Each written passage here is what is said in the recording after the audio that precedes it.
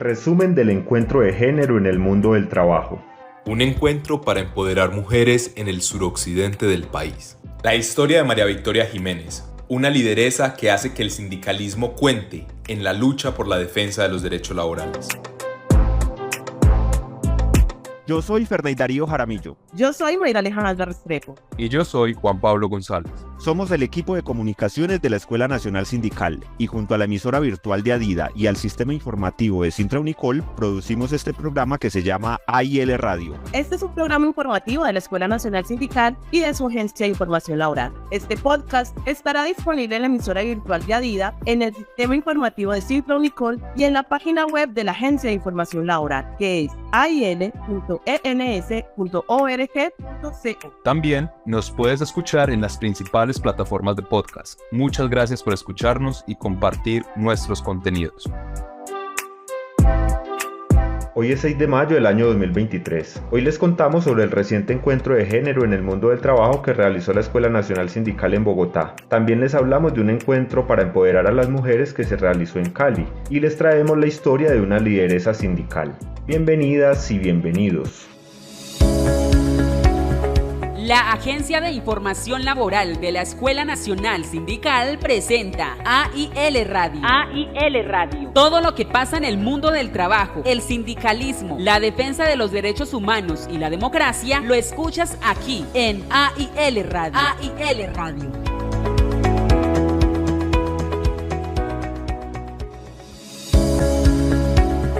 En AIL Radio. Derechos laborales.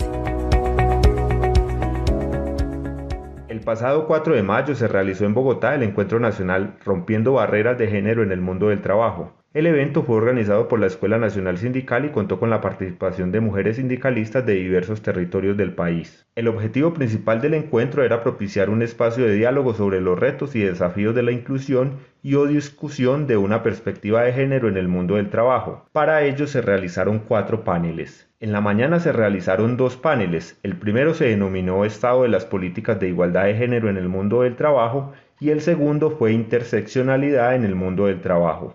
En la jornada de la tarde también se desarrollaron 2 más, participación política de las mujeres en el sindicalismo y experiencias de equidad de género en el trabajo. Aquí les vamos a resumir algunas de las intervenciones de quienes participaron de las conversaciones que se desarrollaron en cada uno de los paneles. Vamos a comenzar hablando del primer panel. Como ya les dijimos, este se llamó Estado de las políticas de igualdad de género en el mundo del trabajo y contó con la participación de Alejandra Trujillo de FESCOL, Carolina Pava Beltrán, representante de la OIT, y de Magda Alberto, representante del Ministerio de Trabajo. La conversación estuvo moderada por Erika López de la Escuela Nacional Sindical. Las 3 invitadas hablaron de algunas dificultades que tienen las mujeres y de la falta o de la ineficiencia de las políticas actuales, tanto en la región de América Latina como en Colombia. Pero también hablaron de los avances y de lo que se está haciendo por mejorar la situación de las mujeres en el mundo del trabajo. Primero vamos a escuchar a Carolina Pava de la OIT. Ella nos habla sobre Argentina y Uruguay, los 2 países más adelantados de la región en materia de políticas públicas que benefician a las mujeres. Escuchemos. En temas de género, yo creería que Argentina es uno de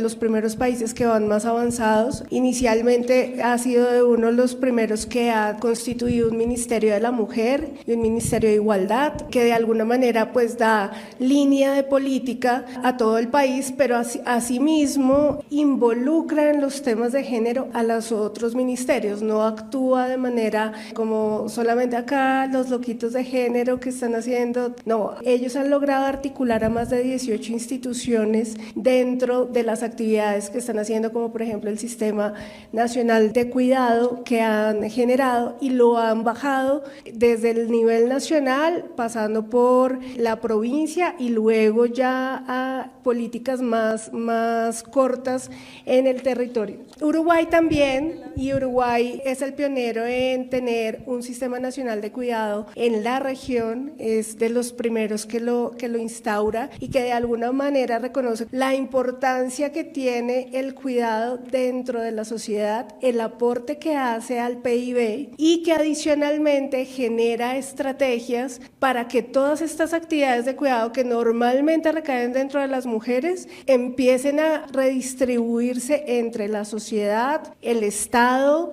entre hombres y mujeres. De hecho, en Argentina hay una campaña que se llama Alguien Cuida. Y la forma en la que lo manejan es, en cada momento del día, alguien cuida. En el momento en el que tú estás haciendo el desayuno, en el momento en el que tú estás llevando a tu hijo al colegio, en el momento en el que estás lavando ropa, en cada momento del día alguien cuida, y esto no debería ser una labor netamente de mujeres. Y lograr que los hombres reconozcan que son juez y partes en temas de cuidado es muy importante, y Uruguay de alguna manera ha bajado la redistribución. Listo, el Estado genera servicios que les va a servir a la sociedad para tener el cuidado de niños o de personas adultas o de personas con incapacidad, pero asimismo también ha generado unas campañas de sensibilización para que los hombres empiecen a ser juez y parte de estas cifras que mencionaba Alejandra, que son indignantes. Entonces, bueno, estos son los dos países más pioneros, no quiere decir que los otros países no lo estén llevando a cabo. Y bueno, tenemos avances en México, tenemos avances también en Panamá, en Chile, y bueno, pues en general así va un poco la región. Ahora vamos a escuchar a Magda Alberto, quien es la asesora de la ministra del Trabajo. Ella nos habla de algunos avances que hay en Colombia y de los retos que tiene el gobierno. El primer avance que queremos, presentar es el equipo élite para la equidad de género que pudimos conformar con el apoyo de la OIT. Tenemos 6 en Bogotá, pero en Colombia tenemos 50 inspectoras. Son inspectoras que no solo saben de derechos laborales, sino que además muchas de ellas han caminado con ustedes, tienen una sensibilidad con los temas de enfoque de género. El presidente nos ha puesto el reto que ya no sean 50, sino que ojalá cerremos este año con 100 inspectoras, y 100 inspectoras siguen siendo pocas y no les ha tocado fácil a ellas, porque además ellas llegan, y lo digo con mucho respeto, con otros inspectores que han sido inspectores por muchos años y todavía no comprenden porque una inspección con enfoque de género no le ven la necesidad, les molesta un poco a algunos, y lo digo porque lo estamos dialogando y sé que muchos de los inspectores con lo que nos hemos dialogado, ellos mismos se han acercado a mí a decirme por qué les parece que no debería haber una inspección con enfoque de género, y estamos en ese diálogo en el Ministerio del Trabajo explicándole a estos inspectores que reconocemos que tienen una experiencia muy importante por qué tiene que haber una inspección con enfoque de género. Esperamos que esa inspección con enfoque de género nos abra el camino a abordar temas tan importantes como la inspección puerta a puerta para el trabajo doméstico o la inspección para el tema del trabajo sexual, pero ahí es donde les digo, seguramente eso será parte de los pasos que debemos dar paulatinamente. Lo otro que quiero contarles es que conformamos un comité interno en el Ministerio del Trabajo donde estamos los 2 viceministros, todos los directores y las directoras y el despacho articulando y mirando cómo transversalizamos el enfoque de género. Entonces hoy el enfoque de género no solo está en las acciones que estamos haciendo con la ministra con el tema de género, sino en empleo. La directora se está pensando cosas, en riesgo la directora se está pensando cosas, por ejemplo en riesgos laborales, ella está haciendo un trabajo con mujeres pescadoras y está mirando ahí cómo está el tema de riesgos, estamos con mujeres mineras y ahí estamos llegando a varios elementos. También estamos y queremos ser la primera institución en el marco de esta nueva administración que se certifique en el sello Equipares Público. Finalmente vamos a escuchar a Alejandra Trujillo de FESCOL. Ella también habló de los avances que han tenido las mujeres en el país, de la economía del cuidado, del sistema del cuidado y de la diferencia de edad para pensionarse. Esto fue lo que dijo Alejandra. En general, los avances de los derechos de las mujeres tienen que ver con las luchas feministas, y allí yo creo que hay un poder transformador increíble del cual deberíamos aprender muchísimo. Yo quisiera como situar los avances como en 3 campos. En un primer campo que tiene que ver con el tema de la economía del cuidado, porque ya lo hemos dicho, creo que hay una relación absolutamente directa entre lo que pasa en el trabajo de cuidado no remunerado con lo que pasa en el trabajo remunerado. Y entonces, por supuesto, es un gran avance la ley 1413, que es la ley de economía del cuidado, que además sabemos que que una de sus ponentes es hoy la ministra de Trabajo, y en su gran avance porque ha permitido que tengamos en Colombia, y en eso somos un país pionero, 3 mediciones de uso del tiempo que nos permiten pensar en políticas y, por ejemplo, la actividad que más consume tiempo es preparar alimentos, ni siquiera es cuidar, por ejemplo, niños. Pero siguiendo con eso, creo que ahí hay un gran avance, tenemos 3 mediciones, tenemos efectivamente el reconocimiento del aporte económico que hace la economía del cuidado, pensándolo en términos del PIB, y entonces ahí sabemos que es casi el 20% del PIB, que estamos hablando del sector económico que más le aporta, entonces realmente las mujeres sostienen la economía de este país. En un segundo momento, y creo que eso tiene que ver ya hablando del actual gobierno, creo que tener hoy la creación del sistema de cuidado, tener a una persona en la gerencia del sistema y tener toda la voluntad de poner a andar un sistema, pues es un avance increíble. Yo creo que ahí hay una potencialidad enorme. Hay, por supuesto, un gran avance en que en el Ministerio del Trabajo tengan un enlace con el Sistema Nacional de Cuidado, porque eso nos va a permitir integralidad. Creo que, por supuesto, hay un gran avance en materia de reconocimiento de las trabajadoras domésticas remuneradas, que muchas de ellas están acá, y es un reconocimiento a sus luchas. Creo que la ley de prima que permite esta mesa de seguimiento es un gran avance en Colombia.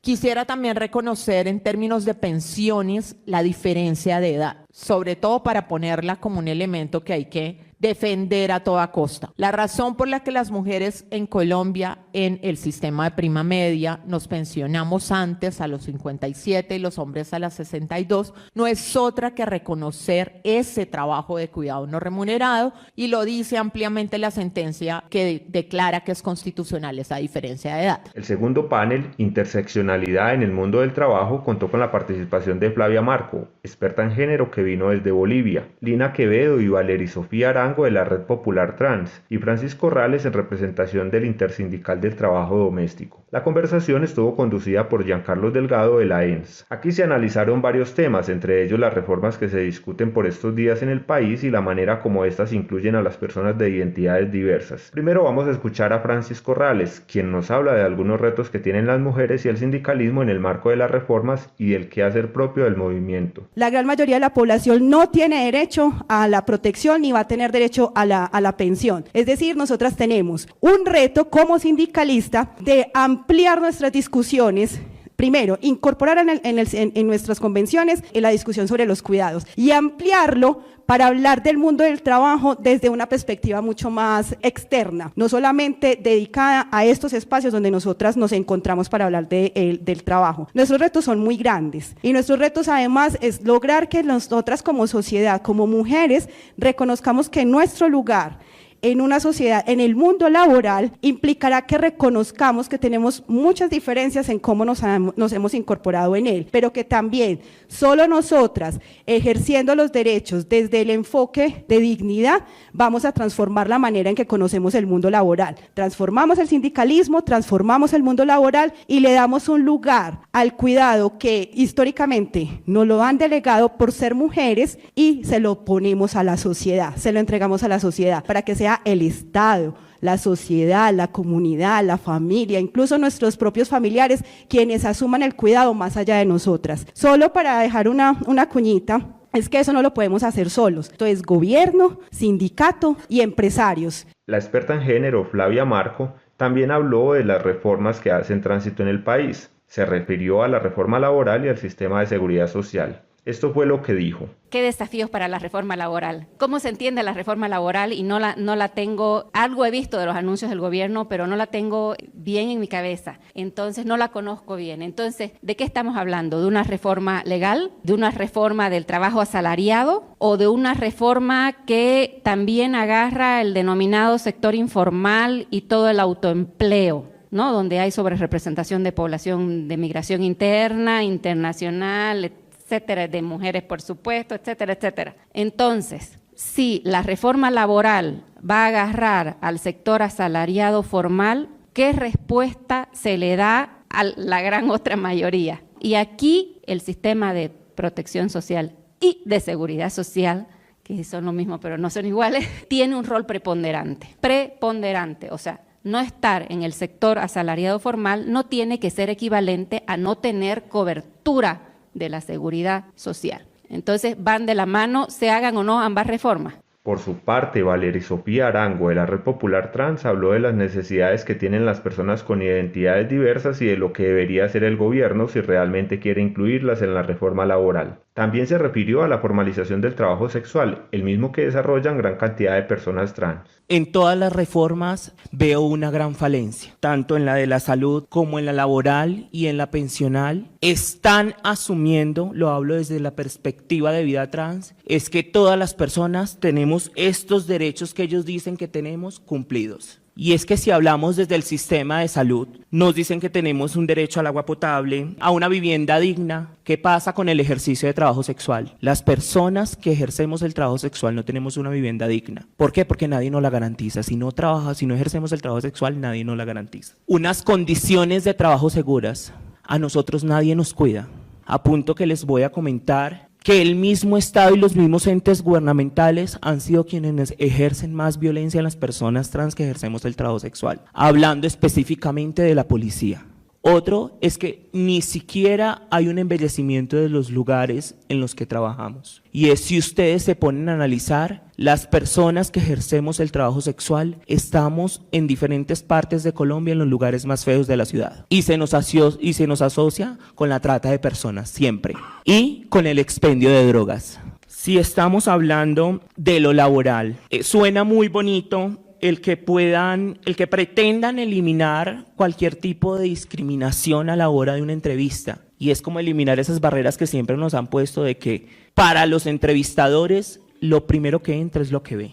Y es desde que entramos en ese examen y en ese análisis del six-passing, de mirarnos arriba abajo para ver si nos parecemos a lo que presentamos en la hoja de vida. Me parece muy bonito que vayan a haber mesas en las cuales se vayan a sentar con la diversidad a hablar, pero también es hacerle la invitación y darles a entender que entre la comunidad LGTBI también hay machismo y hay patriarcado. Y es que usted no se puede sentar con una persona gay a hablar de una experiencia de vida trans. Porque el chico gay tiene la hegemonía de verse como un hombre y pasa ese six-passing hegemónico porque se ve como un hombre. Pero él no sabe lo que a mí me está atravesando, ni las necesidades que yo tengo. Entonces la invitación es a que si van a existir estas mesas, no asumamos que porque hay una persona lesbiana o una persona gay, están todas las casillas de lo LGTBIQ+, sino que por cada sigla, si quieren verdaderamente sentarse con cada sigla a decir: venga, sentémonos y hablemos de nuestras necesidades laborales. No sé si ustedes tienen este dato. El DANE dice que de 100 personas trans, solamente 4 tienen un trabajo laboral digno y remunerado. ¿Qué pasa con las otras 96 personas? Hablamos de la informalidad y empezamos a hablar de la explotación, porque sufrimos explotación. Y es que puedo vivir años en un hotel pagando diario, pero el día que no tengo me sacan. Y en la pensional, pues, ¿qué les digo? Hablan muy lindo que las personas de vida trans nos vamos al menos cuando hablamos de quienes nos representamos como mujeres trans, nos vamos a jubilar a los 57 años. Pero si no tenemos un trabajo, ¿cómo vamos? Porque, o sea, me dicen que sí me voy a jubilar a los 57 años, pero me dicen que tengo que tener 1.300 semanas en el ámbito laboral trabajados. Pero si no tengo un trabajo, ¿entonces qué?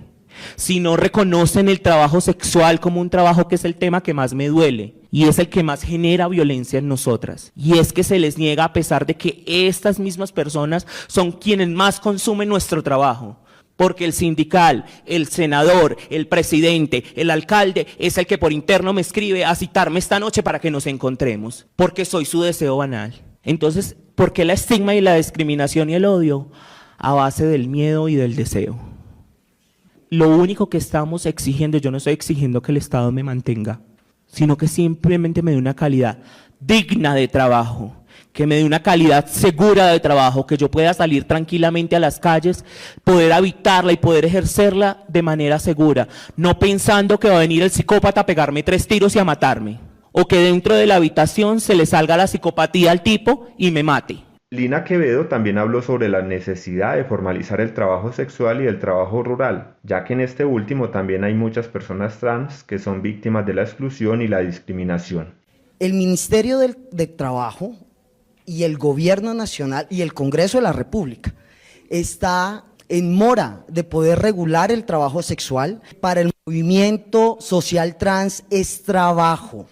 Y que la falta de regulación por parte del Ministerio, por parte del Congreso, aumenta la vulnerabilidad de las personas que ejercen el trabajo sexual, y más ahí si somos personas trans. Entonces, habla la reforma laboral de las plataformas digitales, habla de una gran cantidad de cosas, pero no asume su responsabilidad en la regulación del trabajo sexual, que es uno, y les voy a decir, es uno de los ámbitos de mayor violencia que recibimos las personas trans que ejercemos el trabajo sexual.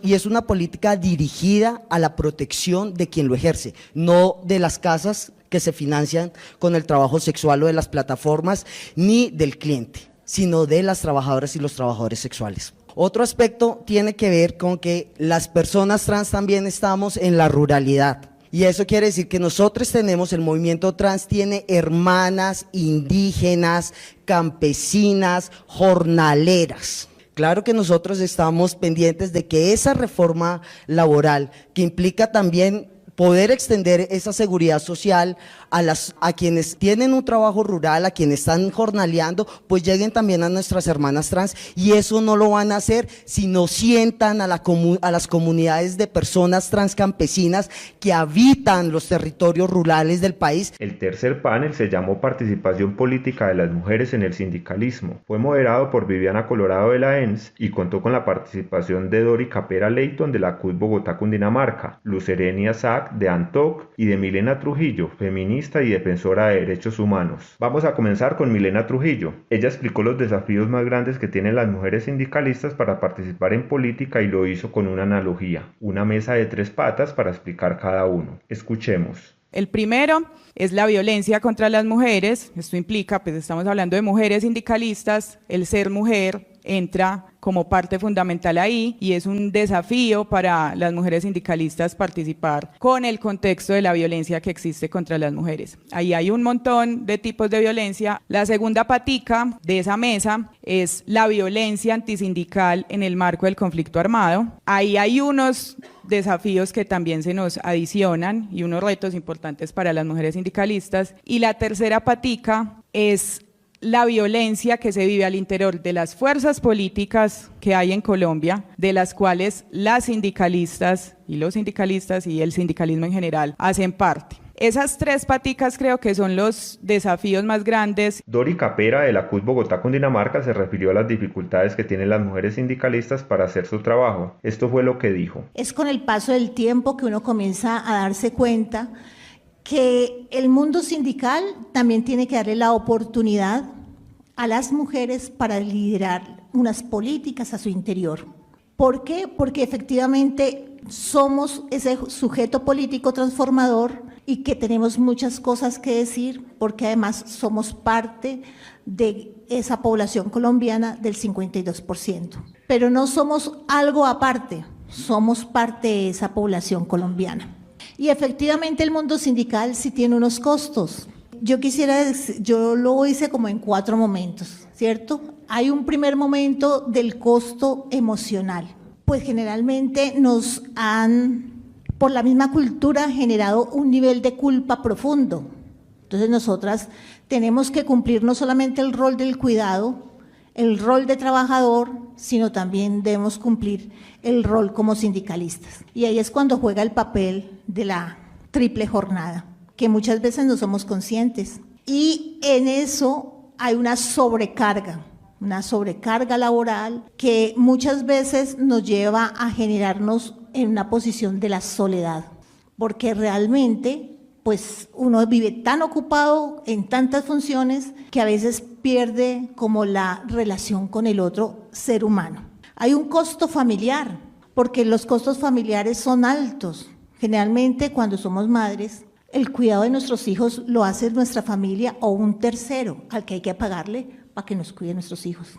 Porque tenemos tanta responsabilidad que a veces dejamos el cuidado de nuestros hijos también allí. Eso genera una culpabilidad de lo que yo decía en las emociones. Entonces ahí eso se relaciona con las emociones también. Y por supuesto hay un costo personal. Hay un miedo a tomar decisiones porque siempre nos cuestionan si nuestras decisiones son correctas o no. si son políticamente correctas. Entonces, nos exigimos a nosotras mismas tal vez el doble o el triple frente a una acción o frente a un acto. Entonces, nuestro trabajo tiene que ser bueno, tengo que ser excelente, tengo que hacer las cosas bien. O sea, hay un nivel de exigencia hacia nosotras mismas muy alto y siempre nos dicen hay que optimizar los tiempos. Es que usted no sabe optimizar los tiempos. Y así usted tenga todo el tiempo, usted tiene tanta cosa que hacer y tanta cosa que responder que realmente usted optimiza el tiempo. O si no, no podría hacer todo lo que tiene que hacer. Pero creo que aquí hay un costo político que muy pocas veces se habla. Y como para nadie es un secreto, en el mundo sindical hay dos posiciones bien claras frente al liderazgo femenino. Una primera posición que nos dice que todos somos iguales, que no hay unas condiciones extras, ni una sobrecarga ni demás, que nosotras tenemos es que responder a las mismas condiciones.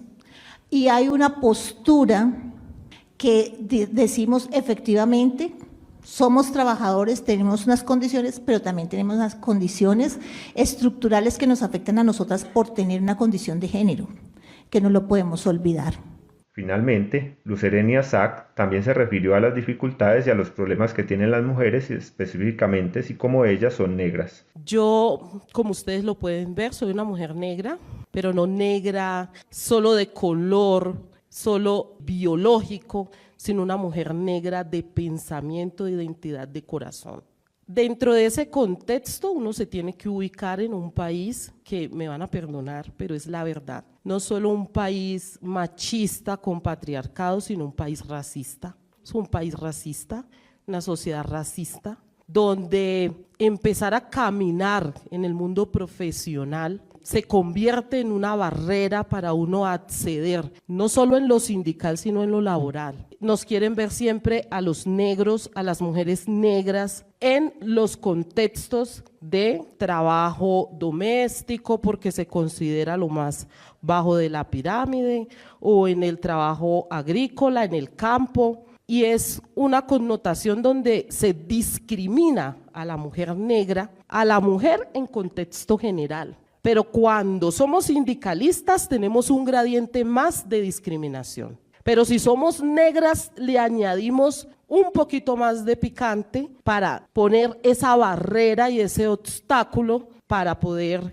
acceder a espacios, no solo dentro del mundo político general, sino dentro de las mismas organizaciones sindicales, porque somos críticos del contexto general, del contexto político, pero cuando venimos a nuestras organizaciones nos encontramos con unas barreras increíbles. Uno dice, bueno, y no es que vamos a luchar contra los de allá, pero acá al interior, ¿qué pasa? Al interior de las organizaciones sindicales, ¿qué pasa? Luchamos contra un contexto que nos discrimina, contra un contexto que nos quiere ver sometidas frente a esas diferentes violencias que se ven en el contexto social. Ahí venimos a tener otras barreras. Vemos que tenemos violencias psicológicas, violencias en lo familiar, violencia económica. Nos encontramos con una violencia que es la personal, la violencia personal, esa que no permite que nos dominemos a sí mismos para poder saber que tenemos potencial. Nos enfrentamos frente a la violencia de género, lamentablemente, no solo del género machista, sino también a la falta de unidad entre nosotras las mujeres. En términos generales, falta más formación y podemos trabajar en lo que es la autoformación política, la autoformación sindical, pero también hay que modernizar todo lo que es los estatutos y plataforma de lucha ante las organizaciones sindicales para poner el tema de mujer en la agenda principal. El cuarto y último panel se denominó Experiencias de Equidad de Género en el Trabajo. En él intervinieron Eliana Scarpati de Cummins, Ana María Parra del SUNET, Wilson Castañeda de Caribe Afirmativo y Ana Salamanca del Intersindical de Trabajo Doméstico. De este panel resumimos las intervenciones de los tres primeros. Eliana Scarpati de Cummins contó qué es la empresa, explicó la política de de género que tiene la multinacional y el avance que han tenido en incluir a la mujer y de la diversidad del talento. Eliana también da algunos consejos para las mujeres. Cummins es una multinacional americana basada en los Estados Unidos que tiene operación en todo el mundo. Es una operación completamente globalizada, pero hemos estado comprometidos a lo largo del tiempo en todo lo que tiene que ver con diversidad de género. Entonces, quiero aprovechar este espacio para contarles sobre esas buenas prácticas que ha venido desarrollando Cummins a lo largo de los años. Comenzando desde su fundación, Cummins ha trabajado en lo que es la diversidad del talento. Y cuando hablamos de diversidad de talento, hablamos de discapacidad, de edad, de multiculturalidad, orientación sexual, de género, y esto hace parte de los valores integrales de Cummins. Entre las prácticas que hemos involucrado en nuestro actuar y que realmente ha dado mucho éxito, es que a nuestro liderazgo le hemos establecido objetivos claros respecto a diversidad, ¿sí? Tienen objetivos para cumplir diversidad en todos los niveles de la organización. De hecho, y dando seguimiento o en línea con lo que hemos venido trabajando, la presidenta global y la CEO de Cummins es una mujer. Su nombre es Jennifer Ramsey y es la cabeza de toda esta organización a nivel mundial. Ya eso es una muestra muy importante del compromiso que tiene la organización. Además, tenemos una vicepresidencia que se encarga del liderazgo de toda la estrategia que tiene que ver con diversidad de género. A lo largo de los años hemos venido avanzando en números, es decir, estas estrategias ya se ven en los números de nuestra organización en todos los países. Y ya para aterrizarlo a Latinoamérica, el 40% de la población trabajadora de Cummins son mujeres. Y en Colombia, específicamente, mujeres ocupando posiciones de liderazgo son el 40%. Entonces, ya vemos los cambios que se están produciendo precisamente por estas políticas que se tienen implementadas en la organización. Contamos igualmente con programas de mentorías, con entrenamientos en sesgos inconscientes y comunicación inclusiva, y este punto es supremamente importante, porque es que hablar de diversidad es también crear espacios para que las personas nos sintamos cómodas, ¿sí? También contamos con otros comités de diversidad donde básicamente lo que hacemos es crear conciencia en todos nuestros trabajadores respecto a lo que significa diversidad. Y en este compromiso de Cummins ha decidido firmar un compromiso público, específicamente en los principios para el empoderamiento de las mujeres, y esto lo hizo con la ONU Mujeres.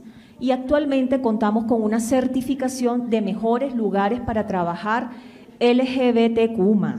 Algunas de las buenas prácticas que hemos implementado, adicional de las que les he comentado y que realmente han funcionado en la organización, es tener políticas inclusivas de reclutamiento. Y esto es importante porque es que desde el momento mismo que atraemos al talento, primero que todo nos concentramos es en el talento, en la diversidad del talento, y desde allí comenzamos a abrir nuestra mente como líderes para que podamos de verdad traer las mejores personas indiferentemente de sus preferencias. Capacitación y educación que promueva la eliminación de los sesgos inconscientes a todo nuestro personal, pero principalmente al equipo de liderazgo. Políticas claras que prevengan discriminación, pero más que la política es también tener mecanismos para que se puedan reportar esos actos discriminatorios que se puedan dar dentro del lugar de trabajo, e igualmente acompañado pues de una serie de acciones posteriores. Asegurar un pago igualitario, y esto va más allá del género, estamos pagando es por el trabajo realizado. Construir ambientes de trabajo verdaderamente inclusivos. Cuando hablamos de inclusión es todo, es inclusive considerar los espacios físicos para que de verdad nuestros empleados se sientan cómodos desarrollando su actividad. Y algo importante es comunicar el testimonio de las mujeres trabajadoras en cualquier rol, porque es que esto hace que otras mujeres se den cuenta que sí es posible crecer y seguir trabajando por sus sueños. De hecho, traje algunos consejos que me parecen súper importantes y que los hemos aplicado al interior de nuestra organización, y es Como mujeres debemos estar unidas. Definitivamente, esa fuerza nos ayuda a jalar otras mujeres, fomentar el orgullo por nuestra profesión. Entre más niñas y jóvenes escuchen las experiencias de otras, se van a sentir más motivadas para seguir trabajando. Hablemos de los logros de otras mujeres, eso es importante para la motivación. Hay que creer en las capacidades de cada una de nosotras, pero sobre todo tener claridad que el éxito no depende del género, el éxito depende de nuestros propios ideales e ir tras ellos. Por su parte, Ana María Parra del SUNED se refirió a los logros que ha tenido su organización sindical, principalmente en tener cláusulas en las convenciones colectivas que tienen que ver con la equidad de género. El SUNED viene a contarles, o nuestra apuesta pues que ponemos en la mesa para que pues copien, digamos, o inventen otras cosas o lo cojan y lo revitalicen. Bueno, lo que queremos es fortalecer los procesos sindicales, son las negociaciones o los pliegos de negociación con cláusulas que tengan enfoque y perspectiva de género. Y creo que eso es súper importante y nos ha ayudado para nosotros, para el SUNED, porque nos ha permitido poner no solamente al interior del SUNED charlas incómodas, sino también con nuestros empleadores cuando hacemos negociaciones colectivas. Solamente como para tener en cuenta algo, el 70% de las personas afiliadas al SUNED, es decir, 5.976 personas, son mujeres. Actualmente el servicio público son 1.400.000 personas, de las cuales el 52% aproximadamente son mujeres. Contratistas tenemos 1 millón de personas vinculadas por OPS al Estado, y debo decir que si bien el SUNED y la mayoría de los sindicatos, digamos, están vinculando a personas que acceden al servicio público a través de los concursos de mérito que hace la Comisión Nacional del Servicio Civil, pues realmente hay que reconocer que el Estado colombiano y el mundo laboral que hace parte del servicio público deja por fuera a las personas que son contratistas, y son las personas que más violentadas están en los espacios laborales, más explotadas, más precarizadas, y pues claramente hay que decirlo, tenemos una política de empleo público que precariza los puestos del servicio público. ¿Y eso qué hace? Pues que el servicio público históricamente tenga plantas de personal de 500 personas y una planta de contratistas de 5.000. Entonces tenemos realmente trabajadores, trabajadoras, personas trabajadoras, para incluir a todas las categorías de diversidades e identidades de género, que son contratistas y que están fuera o no tienen garantías reales de un trabajo decente en condiciones dignas. Entonces el SUNED, al entender este tipo de cosas, ha puesto en sus pliegos de negociación enfoques o cláusulas de género. Así como súper rápido les voy a contar qué es lo que hemos logrado desde el 2019 a la fecha. Hemos logrado colocar pliegos de negociación o acordar pliegos de negociación en 7 entidades del distrito, lo hemos llevado, donde tenemos cláusulas con enfoque de género. Y estas cláusulas con enfoque de género, por ejemplo, aumentó la participación activa de las mujeres de nuestro sindicato, pasando de un 30% de negociadoras y asesoras a un 65% de mujeres que hoy en día están en negociaciones colectivas. Pero aparte de eso, logramos también que nuestros compañeros entendieran que el tema de género no solamente le compete a las mujeres, sino que el tema de género va más allá, también nos pone, digamos, las categorías de diversidades sexuales, de también que encuentren y reconozcan que dentro del mundo laboral y siendo servidores públicos, el patriarcado y el capitalismo también hace violencia sobre ellos, y que hay cláusulas que ellos deben reivindicar precisamente para lograr una paridad de género, es decir, encontrarse con que también esas discriminaciones que causan sobre ellos hacen que la paridad de género entre ellos, nosotras y nosotres, pues obviamente vaya en disminución de la calidad del servicio público. Actualmente, a nivel nacional, nosotros estamos replicando las cláusulas de género que hemos logrado en Bogotá. Digamos, Bogotá fue la primera subdirectiva que se pensó estos pliegos de negociación con enfoque de género, así con ese nombre, aunque en otras subdirectivas teníamos pliegos de negociación que veían las necesidades de las mujeres, no tenían ese enfoque y perspectiva de género. Nosotros fuimos los primeros que le pusimos como ese título y hemos logrado que otras subdirectivas lo copien. Y aparte de eso tenemos o a partir, digamos, de colocar este tema en negociaciones colectivas, logramos tener dentro del SUNED un sistema de información que nos permita reconocer cuáles cláusulas o cuáles pliegos hemos generado, qué cláusulas hemos logrado negociar y cómo le hacemos seguimiento y si realmente hay una aplicación de esas cláusulas, que es súper importante. Finalmente, Wilson Castañeda de Caribe Afirmativo habla de los derechos de las personas LGBTI, del derecho al trabajo y de los retos que tienen para insertarse de mejor manera en el mundo laboral. Entonces, claro, esa emergencia de poder vivir no nos ha permitido como movimiento pensar en derechos sociales. En segundo lugar, pensar el trabajo como derecho. Por supuesto, trabajamos, pero las personas LGBT que trabajan son muy pocas, es un trabajo muy marginal y es un trabajo que se siente como privilegio y no como derecho. Cuando reunimos al movimiento LGBT, lo más común es el desempleo o la informalidad y tener un trabajo parece ser un privilegio. Pero además no se mira el trabajo como un derecho, sino como un privilegio, porque el empleador o la empleadora le hacen sentir a las personas LGBT que a pesar de que usted es LGBT, yo lo tengo aquí trabajando, a pesar de que usted es una mujer trans, aquí hay algo para darle a usted. Estamos luchando con un asunto que tiene que ver con la dignificación del trabajo y esta ausencia de dignificación está dada por 3 factores.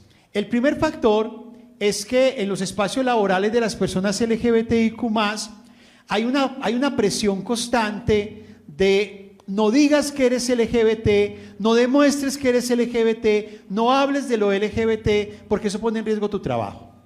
Pero hay un asunto además, en segundo lugar, de que las personas LGBT creen que tienen que rendir más, hacer más, buscar más, porque es que yo tengo que demostrar que además o a pesar de que soy una lesbiana, pues también lo puedo hacer bien. Y eso finalmente termina haciendo indigno el trabajo. Pero de otro lugar, hay un uso de lo LGBT también muy precario. Y por ejemplo, aquí hay una anécdota muy dolorosa. Y es que entrevistamos a empleadores que, por el tipo de trabajo que ofrecen, deben tener a la gente trabajando un 24 de diciembre o un 31 de diciembre. Y nos decían que preferían dejar trabajando la noche de Navidad a las personas LGBT. Cuando les decíamos la pregunta por qué, la respuesta era totalmente excluyente. Respuestas como, es que ellos no tienen familia, o es que a ellos no les gustan mucho las fiestas navideñas o familiares. Entonces ese imaginario termina siendo despectivo. En cuarto lugar, nos ha tocado luchar en estos 15 años por la cotidianidad en el trabajo de las personas LGBT. Y hemos encontrado 2 prácticas de las pocas personas LGBT que pueden trabajar, haciendo pública su orientación sexual, identidad o expresión de género. La primera es la exclusión. Pero de otro lado hemos encontrado un asunto de discriminación de las personas LGBT. Les pagan menos, les ponen a trabajar más. Por ejemplo, les llegan las invitaciones para las fiestas de las empresas y no consideran a sus parejas porque creen que solamente la invitación es para las parejas heterosexuales. Y lo último con lo que estamos luchando estos 15 años es con la masculinización del trabajo, que no es otra cosa más que el patriarcado exacerbado. Porque es que yo quiero ser claro en una cosa, y aquí les está hablando un hombre gay, que tenemos cierto privilegio en los espacios laborales, pero los mayores retos las tienen las compañeras lesbianas, bisexuales y trans. Y finalmente, hay 3 retos que todavía siguen siendo muy difíciles en Colombia para pensar el mundo laboral de las personas LGBT. En primer lugar, la cosificación. Hay un montón de empresas cosificando a las personas LGBT. Otro reto que tenemos tiene que ver con la urgencia de transformar los espacios laborales. Hay empleadores que han ingresado a personas LGBT simplemente por cumplir un ítem, pero el ambiente laboral sigue siendo un ambiente homofóbico, lesbofóbico y transfóbico, y si no se transforma el espacio, el hecho de que tú contrates a personas LGBT no es significativo. Y finalmente, necesitamos que el espacio laboral además sea seguro, porque hablando con muchas personas LGBT que hoy tienen contrato laboral, que sigue siendo una mínima cuantía, tienen mucho temor que su orientación sexual, identidad o expresión de género vaya a ser motivo de expulsión del trabajo, o que a la hora de hacer recortes vayan a ser las primeras o los primeros, porque finalmente hay un ambiente enrarecido que hace sentir que son las personas más vulnerables y pueden perder rápidamente el trabajo. El encuentro fue muy bien recibido por los participantes a quienes los temas tratados les llamó la atención. Esperamos que este resumen que les presentamos también haya sido del agrado de ustedes. Las intervenciones que acabamos de escuchar son solo una parte de lo que dijeron cada uno de los invitados, pues los paneles en promedio duraron 1 hora y media cada uno. En nuestro canal de YouTube están disponibles los videos para que ustedes puedan ser testigos de los temas tratados. Las y los invitamos a ver las conversaciones y que sirvan de insumo para seguir reflexionando sobre el tema de género en el mundo del trabajo. En AIL Radio. Variedades. El 30 de abril, en la ciudad de Cali, la Escuela Nacional Sindical llevó a cabo un taller regional de mujeres en donde se deliberó ampliamente sobre la participación de la mujer en las organizaciones políticas y sindicales. De igual manera, se realizó un diagnóstico sobre los obstáculos que las mujeres encuentran para ser lideresas y poner en marcha todo el potencial que puede hacer del sindicalismo un movimiento más sólido, equitativo y paritario. Viviana Colorado, coordinadora de Derechos Humanos de la Escuela Nacional Sindical, dirigió este encuentro. A ella le preguntamos específicamente en qué consiste esta serie de talleres que se realizan en diferentes lugares del país y por qué es necesario un enfoque de género en los temas relacionados al sindicalismo. Bueno, el taller es una actividad que se enmarca en la Escuela de Liderazgo Sindical por los Derechos Humanos con enfoque de género. Es un proyecto que sacamos adelante con el apoyo del Fondo Noruego para los Derechos Humanos y el propósito central que tiene es fortalecer la red sindical de derechos humanos de la CUT y de FECODE. Este espacio tiene un objetivo fundamental y es propiciar un espacio pedagógico, reflexivo, de deliberación pública con las mujeres sindicalistas, porque entendemos que es una necesidad trabajar por la superación de todas las barreras que les impiden a las mujeres espacios de participación y espacios de representación al interior de las organizaciones sindicales. Por eso este espacio es pensado como un espacio que brinda herramientas, tanto conceptuales como metodológicas, para fortalecer los liderazgos de estas mujeres, para que su participación en las organizaciones sindicales sea más incidente, sea más fuerte, para que sus voces puedan ser tenidas en cuenta, y esto en últimas lo que busca es apoyar o aportar en el fortalecimiento de la democracia al interior de las organizaciones sindicales. Este taller hace parte de una ronda de talleres regionales con los cuales buscamos aportar a la construcción de una línea base sobre lo que podría llamarse una política de igualdad de género al interior de las organizaciones sindicales. Esto le aporta a las mujeres sindicalistas, esto le aporta a las organizaciones sindicales y desde luego a la sociedad en general. Bueno, en este taller nos acompañan mujeres de los departamentos del Valle del Cauca, de Huila y de Nariño. Es muy importante esta diversidad porque también partimos de la interseccionalidad que significa ejercer el rol sindical desde las mujeres. Contamos con la participación de mujeres maestras del sector de la educación, también trabajadoras universitarias, trabajadoras de la salud, trabajadoras de la agroindustria, del banano, trabajadoras portuarias del transporte de Buenaventura, trabajadoras domésticas, trabajadoras bancarias y trabajadoras rurales. Entonces esto nos permite un intercambio de experiencias muy interesante porque las mujeres nos cuentan qué ha significado para ellas ser sindicalistas en cada uno de esos escenarios y así poder promover esta construcción colectiva de propuestas a partir fundamentalmente de las experiencias que ellas han vivido y han tejido a lo largo de sus trayectorias sindicales. En muchas organizaciones sindicales el machismo permea la participación activa de las mujeres, invisibilizándolas de cara al panorama político nacional. Por ello, Erika López, profesional de la Escuela Nacional Sindical y quien acompañó también la realización de este taller, nos cuenta por qué es importante realizar esta serie de encuentros.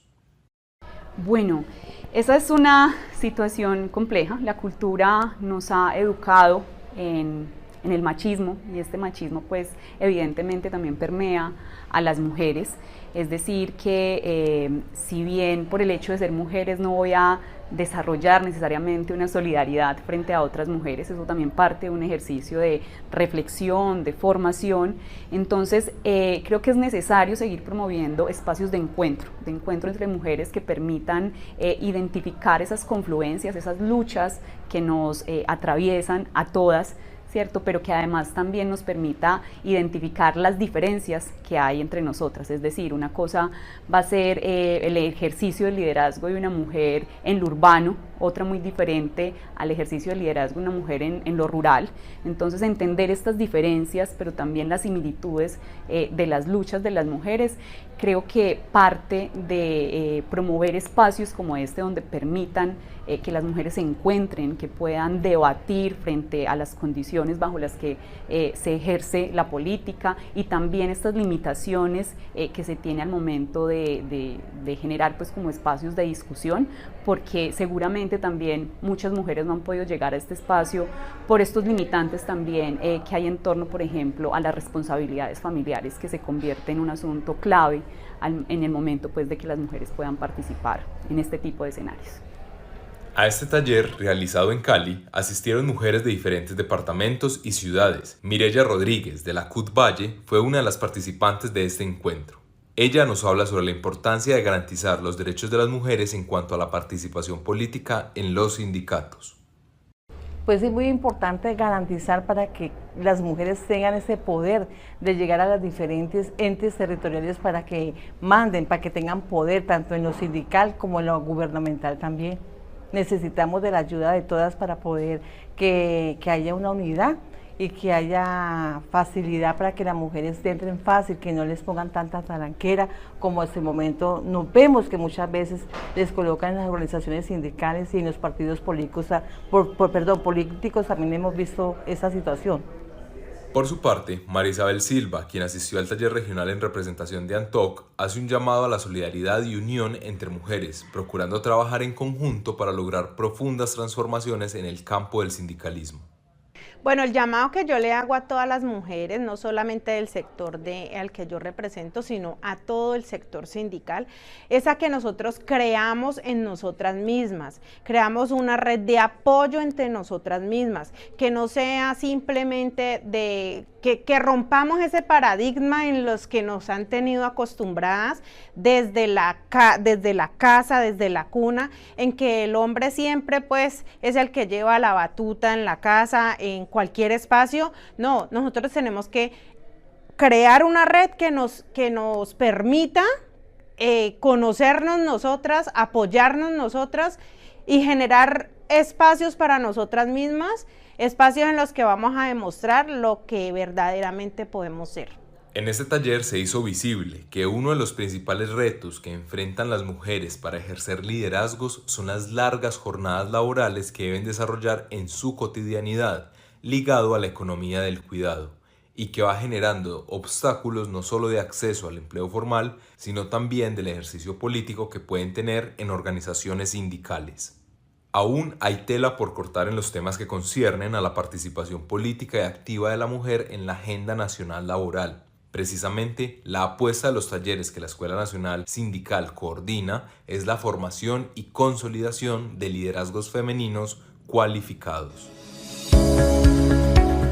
En AIL Radio. Historias. En la primera edición de AIL TV publicamos la historia de María Victoria Jiménez, presidente de ANTOC Antioquia y directiva nacional de esta organización sindical. Si no han visto el programa, las y los invitamos a verlo en nuestro canal de YouTube. Hoy queremos contarles sobre la entrega por la defensa de los derechos laborales de Vicky Jiménez, una antioqueña que conoce el sindicalismo a fondo y que, por llevar en alto las banderas de su lucha, fue víctima de la violencia antisindical. Yo nací en Sopetrán, un municipio que queda cerca a Santa Fe de Antioquia. Mi mamá es de Santa Fe de Antioquia, mi papá era de Sopetrán y en esa época era pues profesor, entonces estaba allá en Sopetrán. De los hijos de mi mamá pues fui la única como que no pudo irse para Santa Fe a tenerlos. porque mis otros 2 hermanos sí nacieron en Santa Fe, a pesar de que mi papá también se encontraba en distintas ciudades. Si no disfrutar del trabajo, pues yo creo que no sería buena en lo que hago. Yo creo que para poder ser excelente en lo que uno hace, pues tiene que gustarle lo que uno hace. A mí mi trabajo me gusta mucho. Y estoy hablando de los 2 trabajos, tanto el sindical como mi trabajo como bacterióloga y como trabajadora de la salud. Entre sus mejores recuerdos, Vicky guarda con especial cariño los años en los que estudió bacteriología en la Universidad de Antioquia. La inspiración para estudiar esta rama de la biología le vino de la profesora Sara, quien le enseñaba ciencias naturales en el colegio católico en el que estudiaba.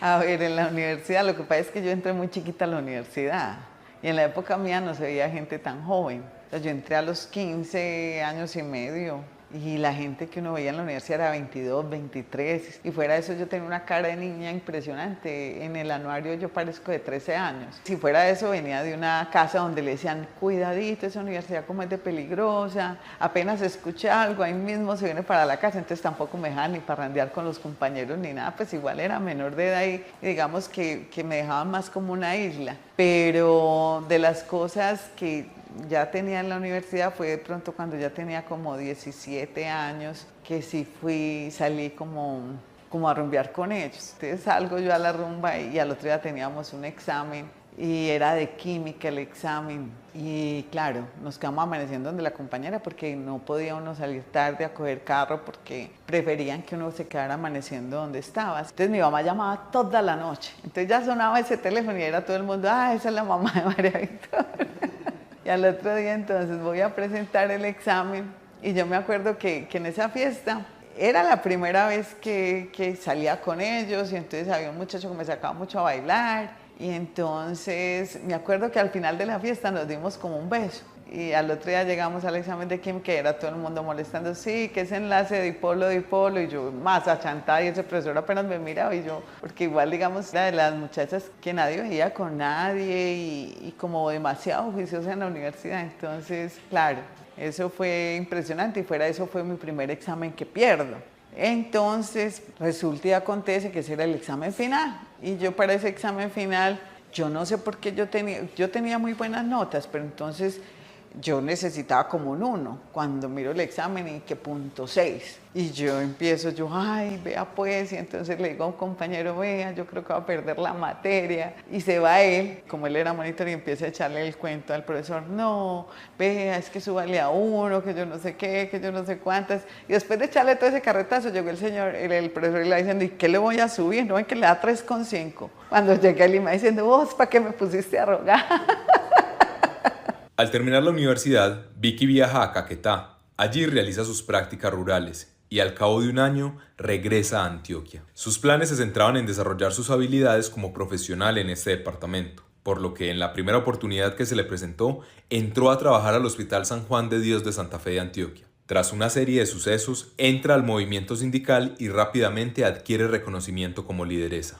Vicky cuenta cómo sus relaciones personales han sufrido transformaciones profundas en todos los aspectos de su vida después de que atentaran contra ella por su labor como sindicalista. Y después del atentado yo sí sentí que todo el mundo se me fue del lado, que mi familia pues tampoco me quería ver en espacios con ellos, ¿cierto? Pero también hay que ver las cosas que pasan en ese momento, porque igual yo tenía unos sobrinos muy pequeñitos, entonces digamos que también es como esa alejada de esos niños que parecían hijos míos, ya no andan con ella. Entonces digamos que después de lo del atentado sí fue una soledad muy grande y también a raíz del atentado pues la soledad no solamente fue a raíz de mi familia sino también de los compañeros de trabajo. Cuando yo ingreso pues casi nadie me saludaba, no, hola, pero ya no era como antes que salíamos para todo lado, que hacíamos cosas juntos, no. O sea, sí se sentía mucho la parte de no estar con uno y con mis otros amigos también, o sea, es que llegó hasta el punto que yo me acuerdo que un 31 de diciembre, después de ese atentado, yo iba escondida en la parte de atrás de un carro para ir a la finca de un primo mío, porque es que si estaba allá nadie en el pueblo se podía dar cuenta, entonces yo viajaba casi que desde Medellín hasta Santa Fe escondida en un carro sin que nadie me viera.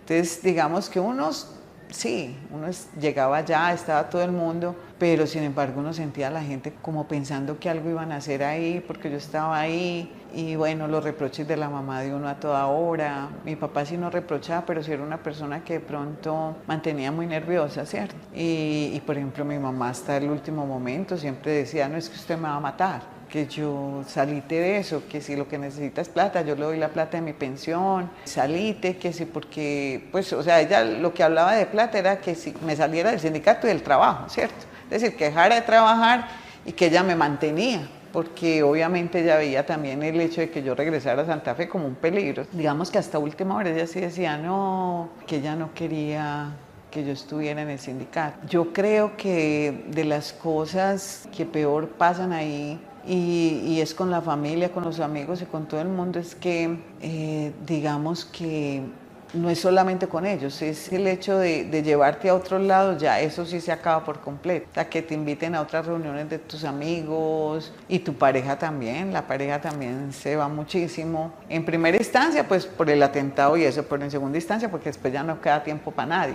Entonces digamos que eso también hace que se vaya. Ahorita, por ejemplo, mi familia, pues sí, yo voy y visito a mi hermana que no vive acá. Con mi hermano pues también salgo, pero igual muchas veces siempre yo no salgo al pueblo. O sea, yo cuando estoy en Santa Fe me quedo en la finca. Muy poquitas personas saben que me estoy quedando ahí a dormir. De resto, cuando voy y vuelvo el mismo día pues para Medellín.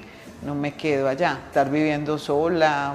A veces incluso, mira que por ejemplo antes del atentado yo perdí un niño, o sea, nació y se murió a los 8 días. Y después yo pensaba y yo decía, no, pues siquiera más bien el niño se murió, pues yo decía, mi Dios sabe lo que hace, que la verdad yo con qué tiempo iba a estar atendiéndolo, iba a estar ahí. Y bueno, y también yo pensaba, imagínese, un niño pequeñito, ver a su mamá toda desfigurada, porque igual también quedé desfigurada, y si la sociedad te echa a un lado cuando te ve así, porque yo creo que incluso yo traté de salir todavía cuando muchas cosas no se habían sanado y fue horrible, o sea, porque uno veía a todo el mundo como mirándote como un monstruo. Entonces ahí es cuando dije yo, no, entonces ya no salgo de la casa hasta que no esté mejor. Entonces también me hizo reflexionar mucho sobre la gente quemada, sobre la gente que tiene algún defecto físico. Entonces sí, son muchas cosas, porque no solamente la parte sindicalista, pero también es el hecho de mientras más duro tengas que afrontar cosas, pues la gente más se aleja, ¿cierto? Digamos que ahí después del atentado pues hubo esa separación, pero era también la gente por miedo como de sus vidas. Pero mira que el atentado hace mucho, y este momento que a mí no me invitan a reuniones familiares así grandes o con mucha gente. Frente a lo sucedido, es mucho lo que ha pasado en términos de investigaciones y procesos judiciales, pero nada o casi nada en lo práctico. Aunque el atentado fue en 2009, hasta este momento, cuando se graba este podcast, no hay ningún capturado ni tampoco algún imputado. Sí, eso se supone que en Bogotá. Se supone no está en Bogotá, en una unidad especializada de derechos humanos, pero eso no ha pasado nada con eso. O sea, es que básicamente es un proceso que después de 10 años vinieron a hacer un croquis del territorio. Y bueno, entonces digamos que eso por ahora no ha pasado absolutamente nada. En esa época llamaron como algunos de los implicados, un proceso que duró estancado primero en Santa Fe de Antioquia 4 años, pasó después aquí a Medellín, que en Medellín duró como 2 años, después en Bogotá eso le han cambiado a todos los fiscales. Es una cosa que tiene muchísimo, un mamotreto impresionante, pues que cambian y cambian. Y no se ha capturado a nadie ni nada, a pesar de incluso tener un CD grabado donde dicen quién mandó, quién hizo, y que fuera de eso, digamos, cuando estaba acá en Medellín, lo último que yo hablé con la persona que tenía el caso, ese viernes antes yo le había dicho, venga, Jaime, usted Jaime Henao, usted que me había dicho que tenía ya listas 4 capturas, eso no han capturado a nadie. Me dijo, ay, ¿cómo así? Yo el lunes te averiguo, y lo mataron ese lunes, que por robarle la moto entrando a la casa, pero yo entré en pánico, porque como había acabado de hablar con él, ahí sí que entré en pánico, y yo, por Dios, pues no, las 4 capturas, esas órdenes de captura, pues yo nunca ni las vi ni nada, pero se perdieron. Y eso todavía sigue ahí, pero entonces ahí sí dice uno, pues si hay una declaración, si hubo consignaciones de plata de mi familia a las mismas cuentas donde consignó gente del hospital. Entonces, mira que son como tantas cosas que uno dice, bueno, y entonces si hay tanta prueba, ¿por qué puede pasar tantos años y no pasó nada, cierto? Para Vicky, el sindicalismo cuenta en tanto podemos contribuir a hacer cada vez más dignas las diferentes esferas de los hombres. La defensa de los derechos laborales cobra sentido cuando un trabajador posee alrededor de sí las garantías propias que permitan desarrollar su potencial en condiciones seguras y bien remuneradas. Pues a ver, yo creo que el sindicato es de trabajadores, pero el día que deje de trabajar, ese día me voy. Pero me voy en el sentido de dejar mi trabajo y que otra persona llegue a ese trabajo, porque ese es el ciclo de la vida, ¿cierto? Ya de ahí para adelante, ¿qué sigue? Lo social es que el sindicato es eso, es lo social, ¿cierto? Y yo creo que eso sí no me va a apartar. O sea, mientras yo pueda poner un granito en lo que sea, para bienestar de las personas, pues siempre voy a estar ahí, llámeme sindicalista, llámeme líder social, llámeme María Victoria Jiménez solamente. Entonces, yo creo que eso va con uno hasta la tumba. Si quieren conocer otros detalles de la historia de María Victoria Jiménez, pueden ingresar al canal de YouTube de la Escuela Nacional Sindical. Allí podrán encontrar, entre otras iniciativas que hemos creado para ustedes, el reportaje que le hicimos a esta mujer sindicalista de Antioquia. Este programa es producido por la Escuela Nacional Sindical con el apoyo de la Asociación de Institutores de Antioquia, ADIDA. Escúchelo por ADIDA Radio o por su plataforma digital preferida.